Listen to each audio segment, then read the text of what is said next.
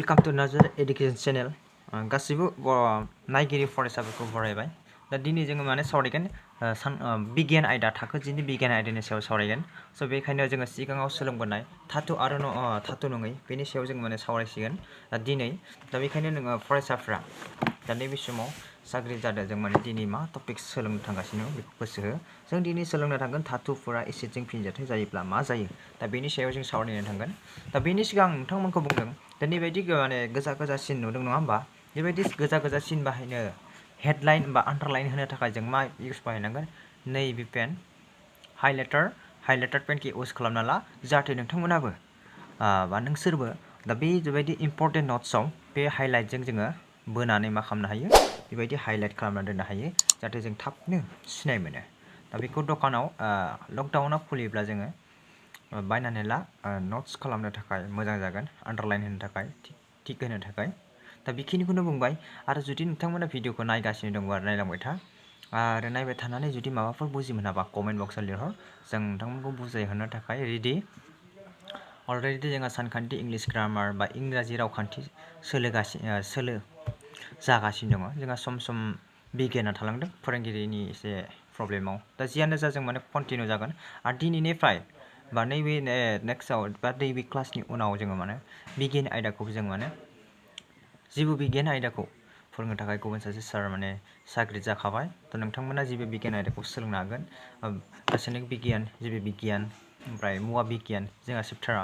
बेयाव दं नालाय। दा बेखिनि पार्टखौ जों फोरोंगोन। दा जियानो जा नोंथांमोना माने जोंजों थाबाय था आरो भिडिअखौ मोजां मोनोबा लाइक साबसक्राइब शेयार खालामनो दाबाव। दा कमेन्ट हरथारनो दाबाव। नोंथांमोना जुदि भिडिअखौ बुजि मोना बिनि थाखाय कमेन्टखौ जोंनो गोनांथार। दा नाय धातुफोरा एसिडजों फिनजाथाय जायोब्ला मा जायोनो?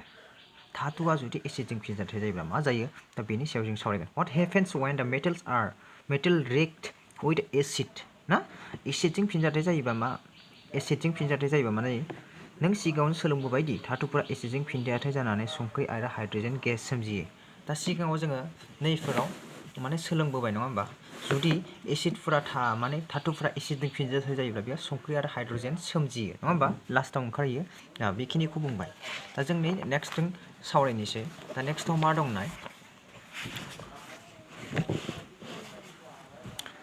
धातु प्लास दैलाव एसिड ओमफ्राय बेयो जोङो समानथायसिन जाहैबाय संख्रि प्लास हाइड्रजेन। होमबा बेयो माने धातु प्लास दैलाव एसिडजों फिनजाथाय जायोब्ला जों मा जाखो? संख्रि प्लास हाइड्रजेना ओंखारबाय संख्रिया थालांबाय। दाना नाथाय गासैबो धातुफोरानो एखे रोखोमनि फिनजाथाय जायोना? फै जों दिहुनदिनि। दा गासैबो एसिडआनो बा गासैबो रोखोमनि धातुफोरानो जुदि फिनजाथाय जायोब्ला एखे रोखोमै जायोना जाया जों बेनि सायाव सावरायनो होनना बुंदों। दा नै नोङो बक्सखौ नायनोसै। बे बक्सआव मा होनाय दङ? 3.11 जों मा होनाय दङ बेखौ सावरायनोसै बा नायनोसै नाय। दा सडियाम आरो पटासियाम अनगायैबो गासैबो धातुनि नमुनाफोरखौ बुथुमफिन। आरो सडियाम आरो पटासियामखौ जों सिगाङावनो लाबोखाबाय। दा बेनि अनगायै बेलेग गुबुन माखौ धातुफोरखौ बुथुमनो थिनदों। नमुनाफोरा मोल्टिया जादोंब्ला बेफोरखौ बाला खाखोरजों हुख'नानै साफा खालाम। जुदि माने मैला जादोंबा बा साफा नङाबा बेखौ जोंखौ मा खालामदों? बालाजों हुख'नानै साफा खालामना लानो होदों। सामोल्टि सडियाम आरो पटासियामखौ दाला मानोना बिसोर गुसु दैजों गोख्रोङै फिनजाथाय जायो। आरो जोंखौ बेयाव मा होदों? सामोल्टि खालामनो होदों। मा होनो? जों इम्पर्टेन्ट जोङो हाइलाइटखौ इउस खालामनो हायो नांगौबा बेखौ एसे माने इम्पर्टेन्ट नांगौबा नैखौ माने गुसु दैजों माय फिनजाथाय जायो ना गोख्रै फिनजाथाय जायो जों बेखौ इम्पर्टेन्ट थाखाय जों बेखौ होथ'बाय। दैलाव हाइड्र'क्लरिक थानाय आनजाद हासुंफोराव आलादा आलादा नमुनाफोरखौ ला। आरो दैलाव मा होनना बुंदों? दैलाव हाइड्र'क्लरिक थानाय आनजाद हासुंफोरा आलादा आलादायै नमुनाफोरखौ लानो होदों जोंखौ लानो होदों नङा होमबा? ओमफ्राय थार्म'मिटारफोरखौ आनजाद हासुंफोराव ओरैबायदि आलायनानै दोन जाहाथे बिसोरनि बाल्बा एसिडआव गोदोनानै थायो। मा होनदों? थार्म'मिटारखौ हासुंफोराव ओरैबायदि आलायनानै दोननांगौनो जाहाथे बिसोरनि बाल्बआ एसिडआव गोदोनानै थायो। फेंफोना सोमजिनायनि हारखौ गोजौ माने जोथोनै नोजोर होनो होदों। माने जोबोद जोंखौ माने गथि मोजां नोजोर नायनो। माबे धातुफोरा दैलाव हाइड्र'क्लरिक एसिडजों गोख्रोङै फिनजाथाय जादोंमोन? दा बेयाव जोङो नायनायाव जोंखौ माने नोजोर होनो होदों जे माबे धातुफोरा दैलाव हाइड्र'क्लरिक एसिडजों फिनजाथाय जादोंमोन दाना माबे धातुनि बेलायाव बांसिन दुंथाय सोमजिखो आरो बबे धातुआ माने बे जों माने फिनजाथाय खालामबाय थानायाव जाबा समानथि खालामबाय थानायाव मा जागोन बे फिनजाथाय जादों बेखौ जोंखौ नायनो होदों दाना दैलाव माबे धातुनि बेलायाव बांसिन दुंथाय सोमजिखो दा बेखौबो जोंखौ नोजोर होनो होदों दैलाव हाइड्र'क्लरिक एसिडजों जानाय धातुफोरनि फिनजाथायनि सांग्रांथिखौ हायगा फारियाव साजाय आरो जोंखौ मा होनदों हायगा फारियाव साजायनो होदों नङा होमबा नाय एबार जों नाय बेखौ जों मोजाङै सावरायनोसै एबार मेग्नेसियाम एलुमिनियाम जिंक आरो आयरन हाइड्र'क्लरिक एसिडजों जानाय फिनजाथायफोरनि समानथायखौ लिर आरो मा लिरनो होदों जोंखौ मेग्नेसियाम एलुमिनियाम जिंक आरो आयरन दैलाव हाइड्र'क्लरिक एसिडजों जानाय फिनजाथायफोरनि समानथायखौ जोंखौ लिरनो होदों नाय मानोना धातुआ नाइट्रिक एसिडजों फिनजाथाय जायोब्ला हाइड्रजेन गेस ओंखारो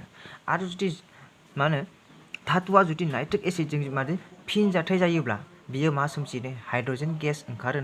मानोना नाइट्रिक एसिडआ मोनसे नैबे नाइट्रिक एसिड नैबे नाइट्रिक एसिडनि माबायो फर्मुला IUPAC फर्मुला नाय नाइट्रिक एसिडआ मोनसे गोख्रों अक्सिजाबग्रा मुवा मा होनना बुंदों नाइट्रिक एसिडआ गोख्रों मोनसे फिनजाथाय मुग्रा बेखौ जों आन्डारलाइन होना ला हाइलाइटजों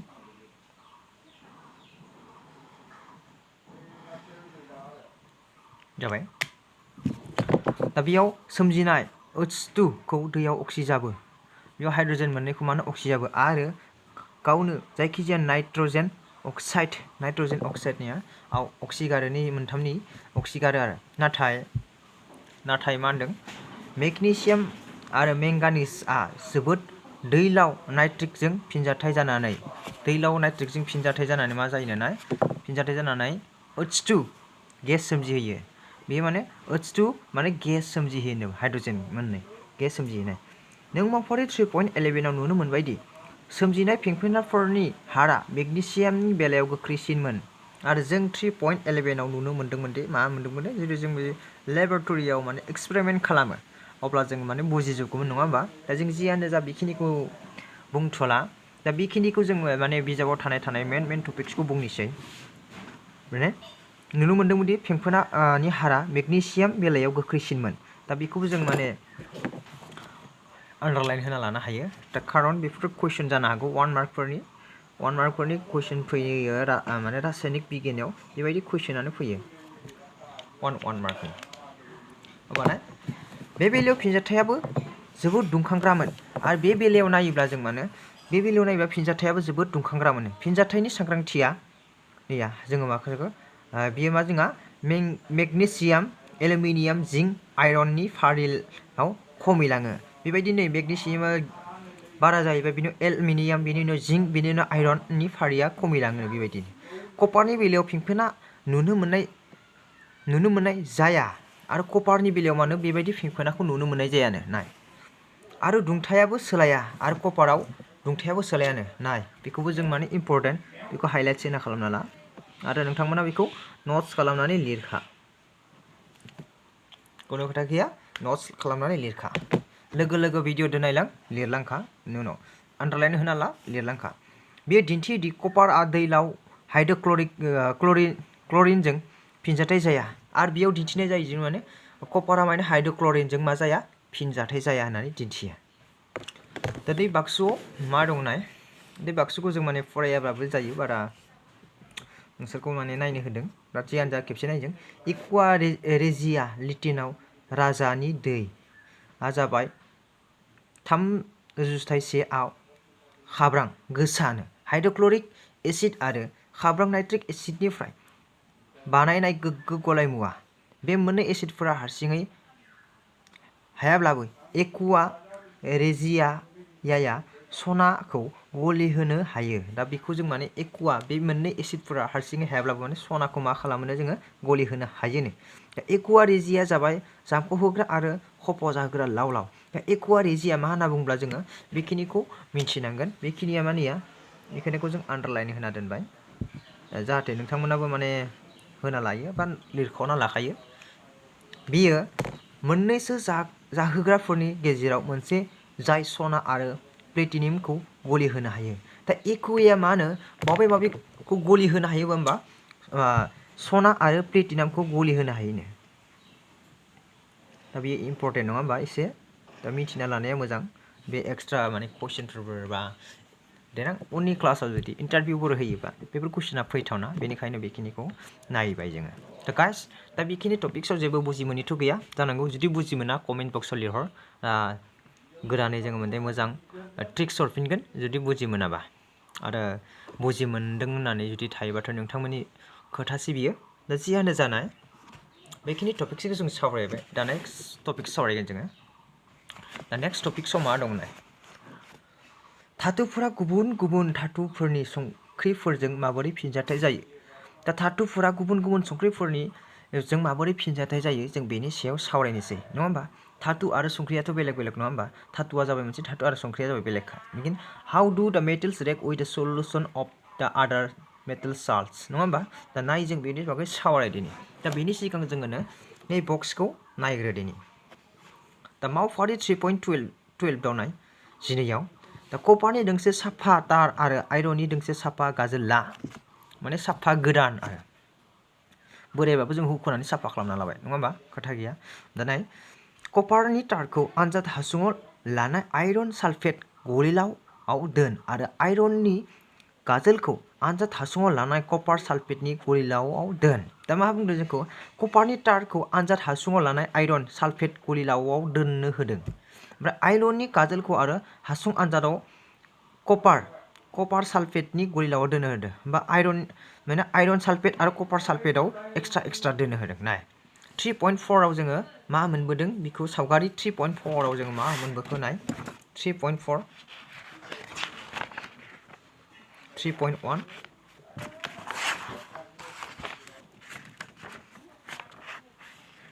3.4 दा नेक्स्टआव दङ जोंहा डायग्राम नै बेयाव नुदों नङा होमबा दा नाय बेनि सिगां जों बाक्सुखौ कमप्लिटलि खालामग्रोनोसै दा 20 मिनिटनि उनाव नोंनि नायबिजिरनायखौ लिरना दोन आरो 20 मिनिटनि उनाव जों मानो जोंनि नायबिजिरनाया मा फिथाइ मोनखो बेनि सायाव जोंखौ माने जोथोनै नट्स खालामनानै लिरना दोननो होदों नालाय नों माबे गेस आनजाद हासुङाव फिनजाथाय जानायखौ मोनदोंमोन आरो नोंखौ बबे गेस आनजाद हासुङाव फिनजाथायखौ मोनदोंमोन बेखौ नायनो होदों नाय नों मा बिथायाव थारैनो फिनजाथाय जादों होनना बुंनो हागोन दा बेयाव नायनानै जों बबे मोनसेयाव माने फिनजाथाय जादों होनना बुंनो हागोन बेखौ सोंदों दा नों नोंनि नायबिजिरनायखौ सावगारि 3.9 3.10 आरो 3.11 जों रुजुनो हागोन ना दा बे जोंनि नायबिजिरनायखौ 3.9 3.10 आरो 3.11 जों रुजुनो हागोन ना हाया जोंखौ माने सोंदों दा नाय अब्ला जों मा होनो नाय सोमजिनाय फिनजाथायनि मोनसे समानसु रासायनारि फिनजाथाय लिर आरो जोंखौ मा खालामनो लिरदों समानसु मोनसे फिनजाथायबो लिरनो होदों नाय फिनजाथायफोरनि रोखोमखौ लिर आरो फिनजाथायनि माबायदि रोखोमै जाखो जोंखौ बेखौबो लिरनो होदों दा जों बिनिफ्राय नायनोसै जोङो नैखिनाव मा लिरनाय दङ नङा होमबा दा बेखिनि लिरनायजों जों माबा मोनसे फिथाइथ' मोनगोन दा बेनो नाय सांग्रां धातुफोरा खम सांग्रां धातुफोरखौ बिसोरनि गलिलाव एबा गलिनाय थाथायाव थानाय खौसेनिफ्राय जायखारहोनो हायो मा होनना बुंखो सांग्रां धातुफोरा मानो खम सांग्रां धातुफोरखौ बिसोरनि गलिलाव एबा गलिनाय थाथायाव थानाय खौसेनिफ्राय मा जायो जायखारहोनो हायो होनना बुंदों नाय जों सिगांनि खोन्दोफोराव नुनो मोनबायदि जों सिगांनि खोन्दोफोराव मा नुखोनाय गासैबो धातुफोरानो समानै सांग्रां नङा होमबा गासैबो धातुफोरानो समान जाया होनना बुंखादों जों बे सिगाङावनो नङा होमबा दा जों गुबुन गुबुन धातुफोरनि सांग्रांथिखौ अक्सिजेन दै आरो एसिडफोरजों आनजाद नायदोंमोन दा सिगाङाव जोङो मा होनो बेफोरखौ आनजाद नायदोंमोन जों अक्सिजेन दै आरो एसिडफोरजों रोखायै जों आनजादथ' नायबोखाबाय नाथाय गासैबो धातुफोरानो बेफोर जाग्राफोरनि फिनजाथाय जाया आरो गासै धातुफोरा बेफोरजों माने फिनजाथाय जायाबो जानो हागौ मा जाग्राफोर फिनजाथाय जायानो बेनिखायनो जों बुथुमनाय गासैबो धातुनि नमुनाफोरनि सांग्रांथिखौ हायगाफारियाव साजायनो हाया बेखायनो जों मा होनो मोनसेनिफ्राय मोनसे जों माने हायग्राफारियाव साजायनो हाया होनना बुंदों बुथुमनाय नमुनाफोरखौ जों सांग्रांथिखौ हायगाफारियाव साजायनो हाया खोन्दोसेयाव फरायसंबोनाय जायखारनाय फिनजाथाया धातुफोरनि सांग्रांथिनि साबसिन फोरमान होयो होनना बुंदों दा खोन्दोसेयाव जों फरायसंबाय जोङो खोन्दोसेखौ जों सोलोंथ'वाखै दिनै बे खोन्दोसेयाव जों गुबुननि मोनगोन नङा होमबा दा जियानो जा बेयाव जोङो जुदि फरायखांबायबा बेयाव जों फोरमान मोननो हायो धातु ए आरो धातु बि खौ बेनि गलिलावनिफ्राय जायखारहोयोबा गोरलै जायो आरो धातु A आरो धातु B खौ बेनि गलिलावनिफ्राय जायगारहोयोब्ला माने गोरलै जाहैदों बियो B निख्रुइ बांसिन सांग्रां आरो बियो माने धातु B निख्रुइ माने सांग्रांसिन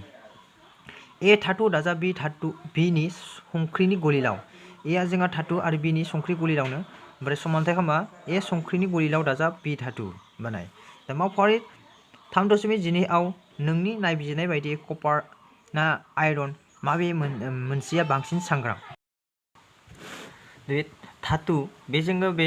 मावफारिखौ जोंनो होदों नङा होमबा बे मावफारिखौ जों खारनै मावफारियाव नायदों मावफारि 3.12 आव नोंनि नायबिजिरनाय बायदि कपार ना आयरन माबे मोनसे सांग्रांसिन जोंखौ नायबिजिरनो होदों दा जों बेबायदि थांबाथ' जों जेबो बुजिनो मोना जों लेब मोनाबा बोरै बुजि मोननो नङा होमबा दा बेनि थाखाय आं नोंथांमोननो नै हासुंफोरखौ सिगाङावनो खोन्थिग्रोदों नैबे कर्क होनना बुङो खुन्दुं बेनि उनाव आनजाद हासुं आयरननि गाजोल बेनिफ्राय आनजाद हासुं फसंग्रा नैबे फसंग्रा स्टेन्ड ओमफ्राय कपारनि बे कपारनि तार आयरन सालफेट गलिलाव नैबे जोंहा मा जागोन गलिलावानो जागोन ओमफ्राय आयरननि गाजोल नैबे दा नैबे बेबायदि रिएक्सन जायोबा जों मिथिगोन आयरननि गाजोला जुदि गोजा जायोबा जों बेनिफ्राय मिथिगोन दि आयरना बेनिफ्राय कपारनिफ्राय बांसिन माने सांग्रांसिन होननानै जों बुजिनो मोनो दा जियानो जा फरायसाफोर दा नोंथांमोननो बुजिनो थाखाय आं माने बे भिडिअनि गेजेरजोंनो मोनसे माने लेबनि बा बेखौ एक्सपेरिमेन्ट खालामनायनिखौ खालामनाय दा इंलिश भइसजोंनो दङ बेखिनिखौनो आं सोना होदों मोजाङै नायबिजिरनो थाखाय बेखिनि भिडिअखौ नोंथांमोननो होफादों आङो उनाव एड खालामनानै जाहाथे बिनिफ्राय एसे माबा मोनसेबाबो बुजिना मोनो बा बे बबेखौ मा होनो बबेखौ मा होना दा बेखौ बुजि मोननो थाखाय आं एड खालामफाना होदो दा बेयाव नोंथांमोना नायनानै बांसिनै ख्रा बुजि मोनगोन होननानै आं सानो आरो बेनि जोबथारनाय भिडिअखौ नायथार दा बेयाव जों माने डिजिटेलि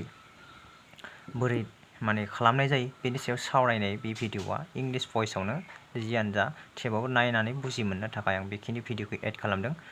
आरो मोजां मोनोबाथ' साबस्क्राइब शेयार खालामनो दाबाव आरो नोंथांमोननि लोगोफोरनो शेयार खालाम आरो जोंनि भिडिअखौ नायबाय थानायनि थाखाय गोजोन्थों आरो नेक्स्टनि भिडिअखौ नायथार दा नैबेयाव जोंहा माने फिनजाथायनि जा नांगौ मुवाफोर आरो बे नैबे फिनजाथाय जाग्रा आयरन नेल्स एन्ड कपार सालफेट सलुसन बे मोनथाम जिनिसखौ जों लानानैसो मा खालामगोन सलुसन खालाम नाथाय जों माने बिजाबनि सावगारियाव बेलेग नैबे सावगारियाव बेलेग नुनो हागौ थेवबाबो जों नैबे एखेयानो कनफिउस जानो गोनां गैया दा बिजाबाव बेलेग होदों नैबे भिडिअनि कारनजों बेलेग होदों दा नैबेखौ जोङो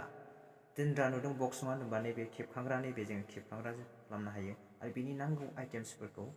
माने दिन्थिगोन नैबे जोंनो गाजोल गंथाम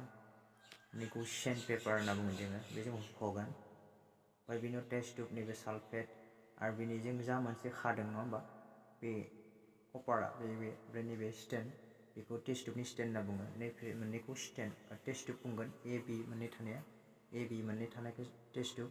स्टेन्ड आरो बेयाव जोङो मा कपार सालफेटखौ जों माने लुबाय टेस्ट ट्युब मोननैयाव लुगोन लुनानै जोङो बेयाव दोनथ'गोन बेनि उनाव बेनि मा बे खेबखांग्रा बेजों आलायबाय ओमफ्राय बेखौ जों दा नायगोन दा मा जागोन मा जाया उननि बिदिन्थिजों नायलांबाय था उननि बिदिन्थिजों नायलांबाय थाबा जों माने सेन्ड पेपार जों बेखौ हुख'बाय हुख'नायनि उनाव मा जागोन जों नायलांनोबा मोनगोन ओमफ्राय बेखौ गाजोलजों दिरुंजों खानो होदों खाबाय दा बेयाव सोमब्रनानै दोनबाय 20 मिनिटनि उनाव जोंखौ नायनो होदोंमोन नङा होमबा दा बेनि उनाव जों 20 मिनिटनि उनाव मा जागोन जों बेखौ जों थारैनो मोनगोन जोबजासिम नायलांबाय था थारैनो बुजि मोनगोन them beside the unused clean nail. बेनि गेजेराव माबाफोर सोलायनो नुदों नामा Do you observe any change? On comparing both the nails with the unused nail, you will find that the iron nails, which are kept in the copper sulfate solution, have developed a reddish-brown layer on them. Now, take out the test tube A from the clamp stand and keep it beside test tube B for comparison. On comparing both the solutions, you will find that the original deep blue color of the copper sulfate solution has faded away. What is the reason behind these changes? When iron nails are dipped in copper sulfate solution, the iron metal reacts with copper sulfate, which results in the formation of ferrous sulfate and copper metal. In this reaction, iron being more reactive than copper displaces copper from the copper sulfate solution and forms ferrous sulfate, which fades the deep blue color of the solution. The displaced copper then deposits on the iron nails in the form of a reddish-brown coating. Since in this reaction, a more reactive metal iron displaces a less reactive metal copper from its compound, it's a displacement reaction. In this module, you have learnt that iron metal displaces copper from its compound copper sulfate and forms iron sulfate along with copper metal. This reaction is a displacement reaction.